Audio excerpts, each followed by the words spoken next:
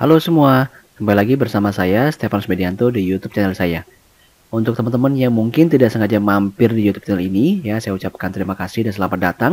Ya dan juga jangan lupa untuk dukungannya terhadap channel ini ya dengan subscribe, like dan nyalakan lonceng notifikasinya semua agar bisa terus mendapatkan update-update video dari saya.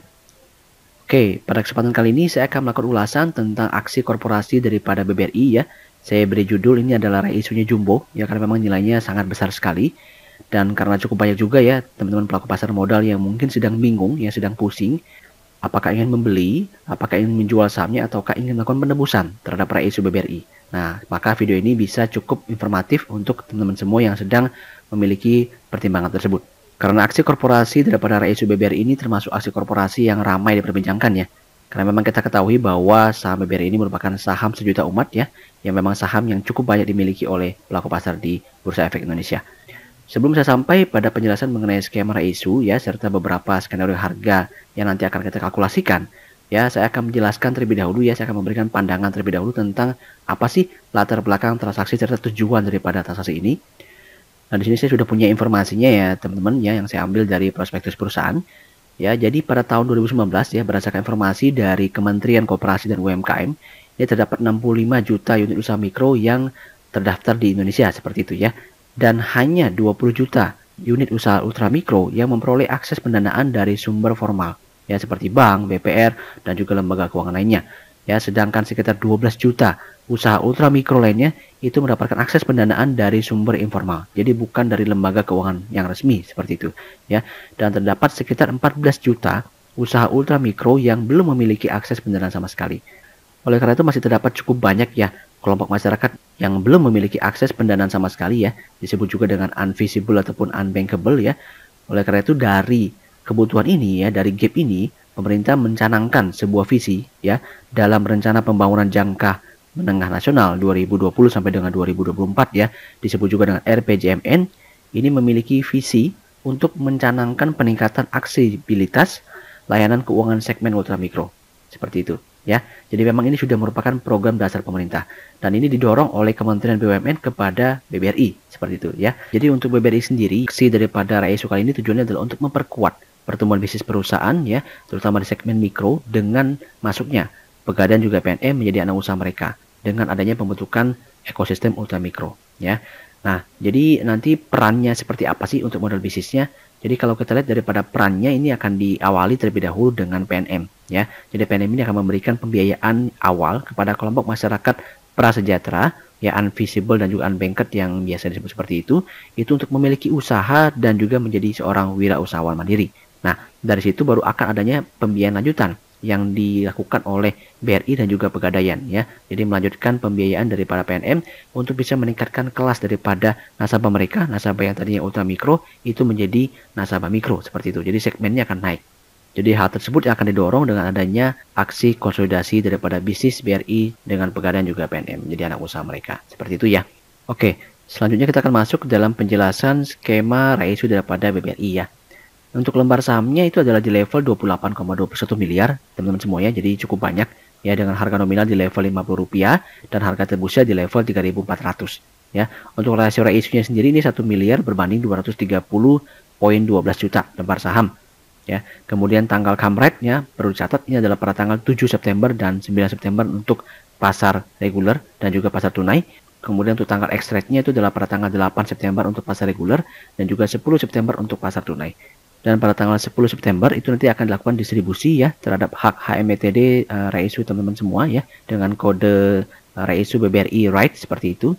Kemudian untuk perdagangannya, nah ini perlu diperhatikan itu akan dilakukan pada tanggal 13 sampai dengan 22 September. Ya, jadi cukup panjang nih, lebih dari 5 hari. Seperti itu ya.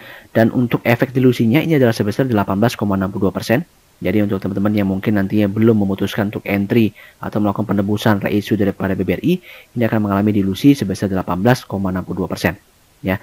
Nah, dari sisi nilai emisinya seperti apa sih nilai reisunya ya? Ini cukup besar sekali teman-teman semuanya. Ini untuk jumlah dana hasil reisu dan juga inbanknya ini itu sebanyak-banyaknya adalah 95 triliun ya, 95,924 triliun seperti itu ya. Dengan komposisi ya. Jadi dalam hal ini pemerintah tidak menyetorkan dana cash kepada BBRI, tapi menggantinya dengan saham yang dimiliki oleh Pegadaian juga PNM Jadi saham pemerintah yang dipegang dan juga PNM itu akan diberikan kepada BBRI ya dengan dana yang sama ya sebesar hak daripada RSU pemerintah di aksi korporasi BBRI kali ini. Jadi sekitar 48,67 triliun ya untuk mengkonversi saham pemerintah di Pegadaian dalam aksi korporasi RSU BBRI kali ini, dan juga sebesar 6,1 triliun yang untuk mengkonversi saham pemerintah di PNM. Seperti itu. Jadi totalnya adalah sekitar 54 triliun dana yang harus diberikan pemerintah atau dilakukan penebusan oleh pemerintah untuk menyerap hak RSU mereka pada aksi RSU BBRI kali ini. Jadi kalau kita hitung total dana masyarakatnya itu hanya sekitar 41,15 triliun. Ya, tapi tetap cukup besar ya. Tetap nilainya sangat besar sekali. Nilai ini jauh lebih besar daripada IPO buka seperti itu ya. Jadi ini memang sebuah RSU yang sangat-sangat besar nominalnya. Nah, sekarang kita bicara mengenai valuasinya seperti apa sih impact-nya ya. Di sini saya sudah punya beberapa simulasinya ya, yaitu jadi kalau kita hitung total ekuitas induk sebelum RSU ya, itu sekitar 196.000 miliar, dan total ekuitas induk setelah RSU itu saya hitung di level 292.000 miliar seperti itu. Dan total lembar saham sebelum RSU itu adalah 123,35 miliar lembar, dan kalau kita hitung setelah RSU itu di level 151,56 miliar lembar ya. Dan nilai bukunya kita hitung ya sebelum RSU itu berada di level 1596 ya, kurang lebih seperti itu, dan nilai bukunya atau book value setelah RSU di level 1932. Jadi meningkatnya cukup besar nih ya, upside daripada book value cukup besar. Nah, kalau kita estimasikan harga saham BBRI ya pada tanggal video ini saya buat itu di level 3930 ya, 3930, maka price book value BBRI sebelum RSU itu di level 2,46 kali ya. Dan price book value BBRI setelah kita hitung setelah RSU itu di level 2,03 kali. Jadi adjustmentnya cukup lumayan nih teman-teman semua ya. Setelah RSU ini menurun signifikan. Dan kalau kita hitung berdasarkan min PBV standar deviasi 5 tahun itu berada di level 2,47 kali ya. Jadi kalau nantinya adjustment terjadi pada PBV BBRI ya ke level 2,03 kali, maka target price-nya itu di level 4.774 ya. Dengan menggunakan min PBV tadi, ini akan memiliki upside sekitar 21%. Ya, jadi upside-nya cukup besar, cukup menarik ya, di atas 20%. Jadi ini dengan sangat simpel saya bisa simpulkan bahwa aksi RSU BBRI kali ini itu cukup menguntungkan, ya, cukup murah. Ya, jadi bagi teman-teman yang memang sudah memiliki saham BBRI, maka bisa sih melakukan penebusan untuk hak RSU-nya. Ya, baik yang sudah memiliki BBRI di atas harga 4.000 mungkin ya, yang di atas harga market saat ini. Dan juga bagi teman-teman yang mungkin memiliki saham BBRI itu di level 3.000 ke bawah ataupun mendekati 3.000 ya, itu juga masih cukup baik ya dengan melakukan penebusan RSU di level 3.400 seperti itu. Ya tinggal dihitung-hitung aja sih. Tapi kalau dari simulasi saya tetap akan lebih menguntungkan melakukan penebusan karena memiliki upside di atas 21%. Sedangkan bagi yang sudah punya di atas tentu juga akan diuntungkan karena average price-nya akan menurun. Ya, jika ada yang bertanya apakah boleh saya menjual setengahnya terlebih dahulu, ya boleh-boleh saja sih. Ya, jadi menjual setengahnya terlebih dahulu sehingga memang nantinya hak daripada RSU BBRI akan mengalami sedikit penurunan. Namun dengan teman-teman melakukan penjualan sebagian kecil saham BBRI ya, tentunya akan bisa memperoleh kas yang cukup agar bisa melakukan penebusan hak RSU BBRI teman-teman semua. Nah, berikutnya kita akan masuk ke dalam penjelasan skenario daripada perhitungan RSU ini ya.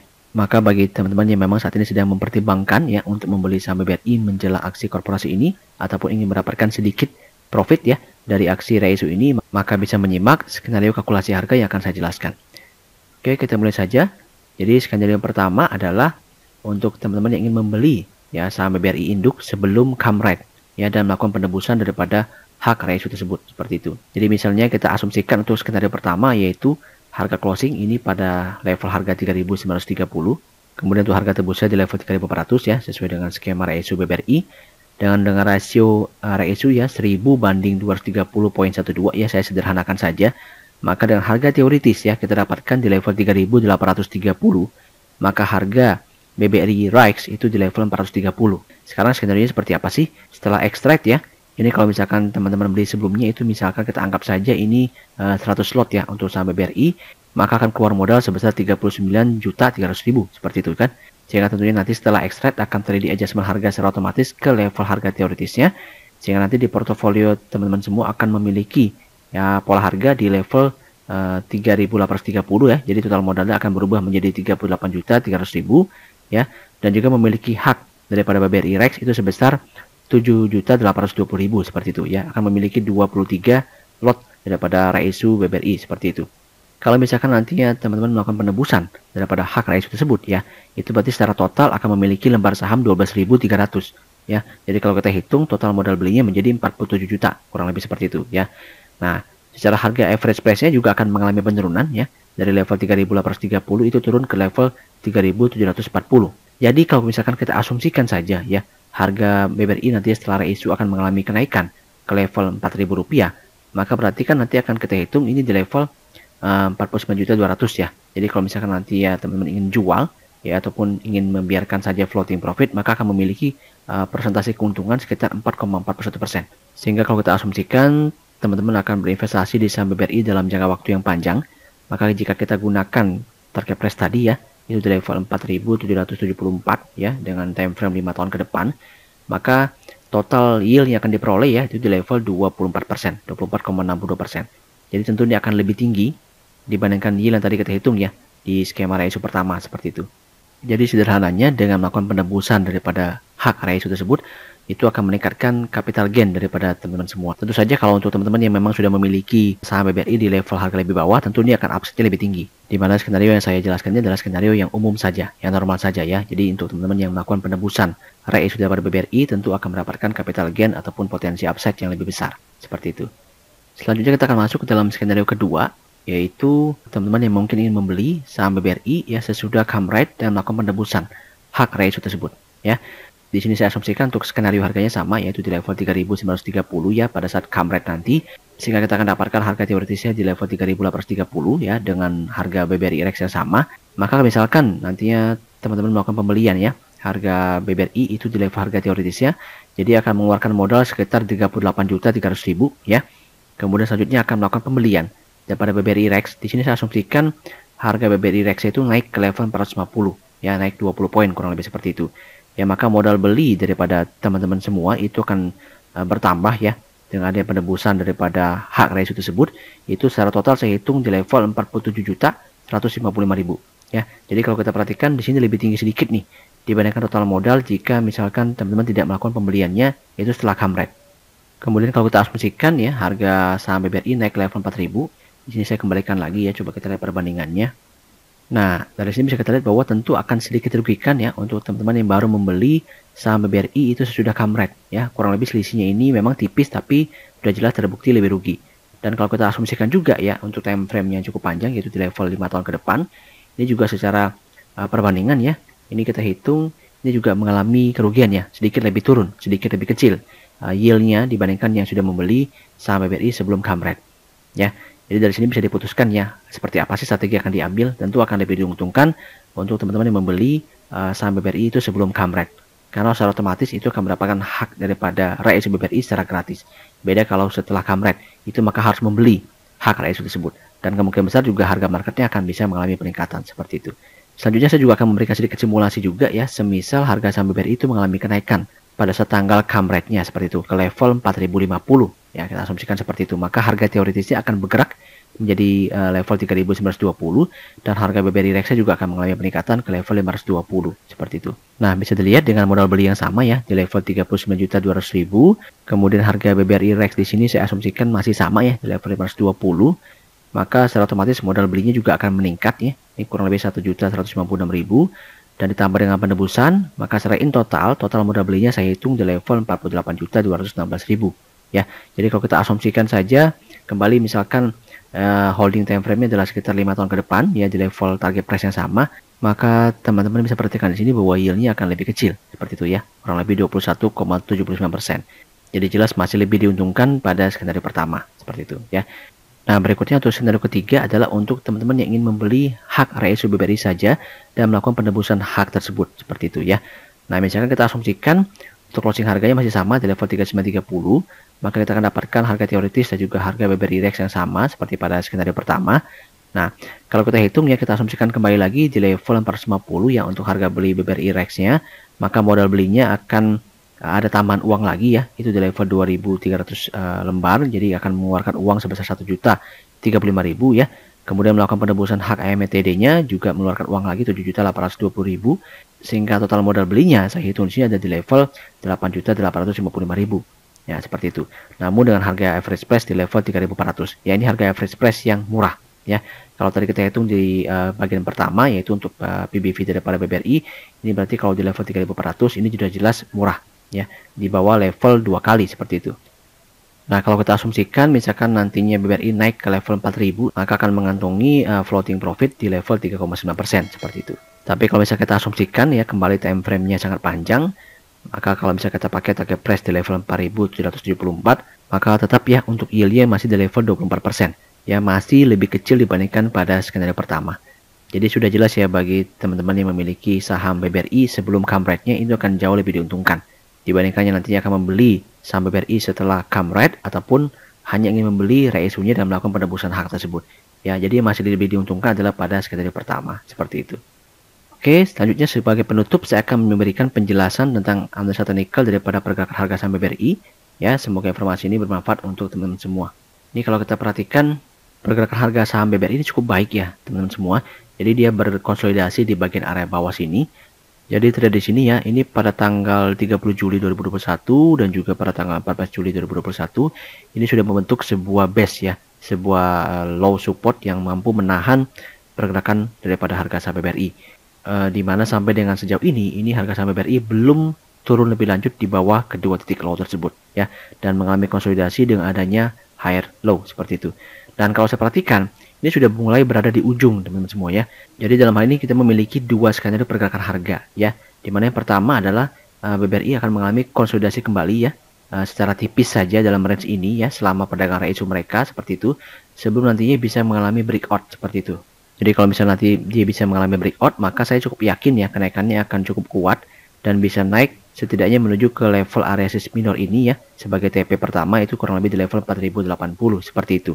Namun juga bukan tidak mungkin ya bagi saham BBRI untuk langsung mengalami breakout pada perdagangan minggu depan ya, karena memang ini sudah mendekati daripada resist line majornya seperti itu dan langsung bisa mencapai target price di level 4080 tadi yang saya sebutkan. Dan area resist ini merupakan sebuah area resist yang sangat penting ya, karena jika nanti BBRI mampu bertahan dan melewati area tersebut, maka dia akan segera dengan cepat naik menutup ke area resist cap ini ya. Kita bisa perkirakan ini levelnya kurang lebih di 4210 sebagai TP berikutnya untuk BBRI seperti itu ya. Jadi kalau bicara pergerakan harganya secara teknikal ini cukup positif. Jadi saya perkirakan memang untuk aksi RSU kali ini cukup atraktif ya, cukup menarik minat pelaku pasar. Dan kalau diperhatikan dengan adjustment book value-nya yang ke level 2 kali seperti itu ya pada level harga video yang saya buat, ini sangat menarik sekali. Ya, sehingga memang kemungkinan besar setelah RSU nanti selesai dilakukan, maka harga saham BBRI akan kembali mengalami fase kenaikan. Ya, tentu kita harapkan secara teknikal ini akan dikonfirmasi dengan adanya breakout dari fase konsolidasi ini. Ya, jadi penebusan BBRI melewati major trend line-nya seperti itu. Oke, demikian sharing dan ulasan saya untuk aksi korporasi BBRI kali ini. Ya, jangan lupa juga untuk membagikan video ini ke teman-teman yang lain agar bisa mendapatkan informasi yang sama. Teman-teman juga bisa join di free channel Telegram saya ya untuk mendapatkan berbagai macam update teknikal saham, free rekomendasi serta berbagai macam informasi market update yang tentunya bermanfaat untuk teman-teman semua. Jadi bagi teman-teman yang ingin mendapatkan update teknikal daripada BBRI, maka silakan join di free channel Telegram tersebut. Untuk link joinnya sudah saya sertakan pada deskripsi video. Oke, terima kasih atas waktunya dan see you in the next video.